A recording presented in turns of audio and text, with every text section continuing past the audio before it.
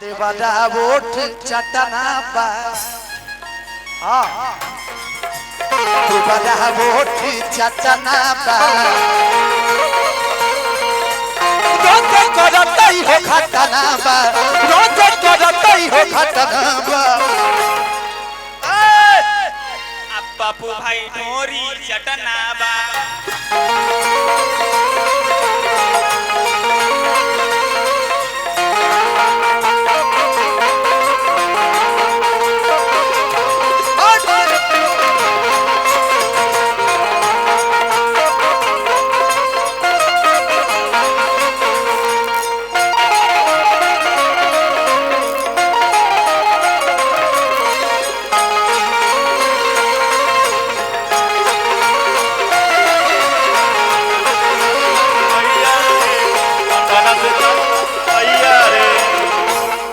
एगो हमार गाना भी आइल बा रेट्रो रिकॉर्ड से कि लइका पियावता नी राजा जी। अभी ये गाना शिल्पी जी के साथ आइल बा जी कि दिया बाती आड़ कर धनिया ए सुन ना आज बड़ा मन करता हो कि दिया बाती आड़ कर धनिया। ए रोहित भैया अतने जानता रहे कौन सी में धोबी वाला किसे जिया पर प्यार कर धनिया से जिया पर प्यार कर धनिया।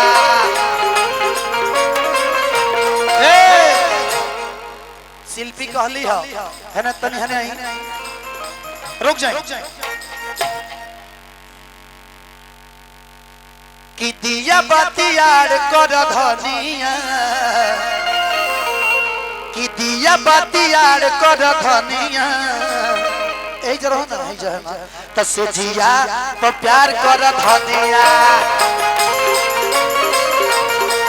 से जिया पर प्यार कर धनिया।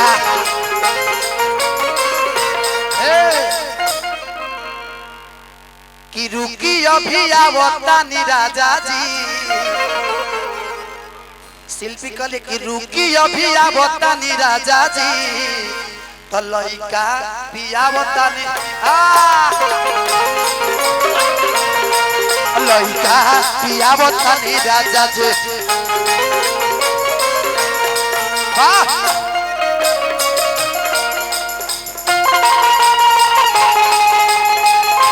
भैया भैया कि रात भर सैया हमर बढ़े टप्पर रात भर कि रात भर सैया हमर बढ़े टप्पर रात भर सैया हमर बढ़े टप्पर का त तू थारा भेल थरे सर तू थारा भेल थरे तू थारा भेल थरे सर तू थारा भेल थरे सर लइका पियावता नी राजा जी लइका किसे जिया बिछावल लगावल पलंग बा औरतिया कहती है सुना कि सुनिए राजा अभी हमारो तमनबा किस दिया बिछावल बिछावल पलंग अरे सुजिया बिछावल लगावल पलंग बा।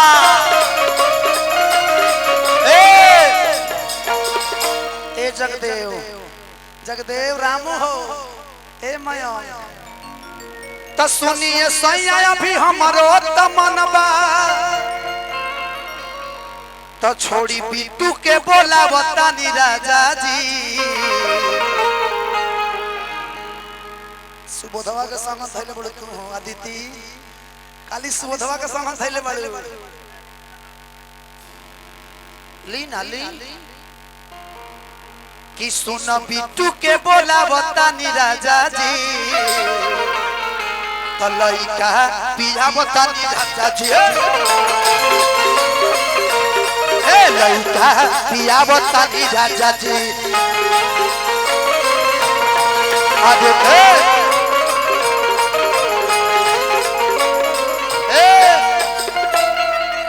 करे जमे समाजा उठल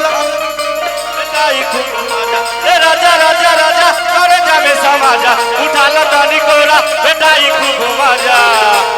बहिया में कसी के सैया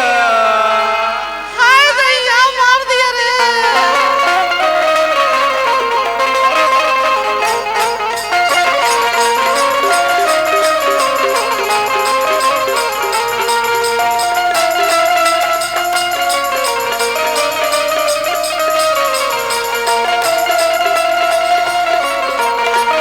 बेटाई खूब मजा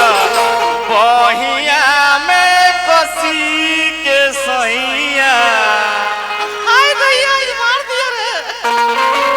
कसी के सैया मारेला टप टप टप टप टप